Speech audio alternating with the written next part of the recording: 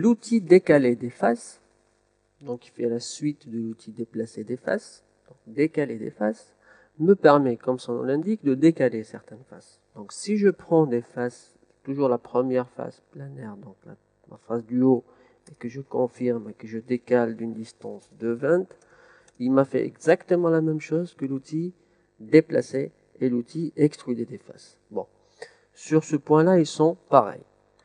Sauf que lui, sur les faces non planes, où son fonctionnement est différent. C'est-à-dire, par exemple, ce trou-là, j'aimerais qu'il soit plus petit ou plus grand.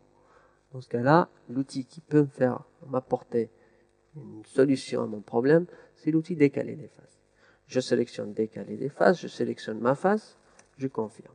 Je rentre une valeur positive, je fais 1, je fais Enter. Il a décalé d'une valeur de 1, il m'a fait un trou plus petit. C'est bon, remarquez. Si j'avais pris, je reviens en arrière, si j'avais pris un décalé, je sélectionne la face, et j'avais pris une distance de moins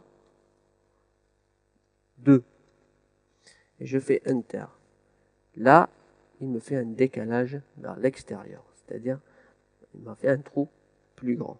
Donc, vous remarquez, c'est une des solutions qui me permet de corriger sans avoir à refaire et à recréer des trous, etc., mais de les prendre et d'utiliser l'outil décaler des faces pour pouvoir les agrandir ou les diminuer.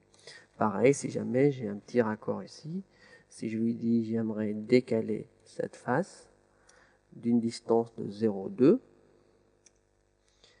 le raccord se décale par rapport à comme il était tout à l'heure de 0,2.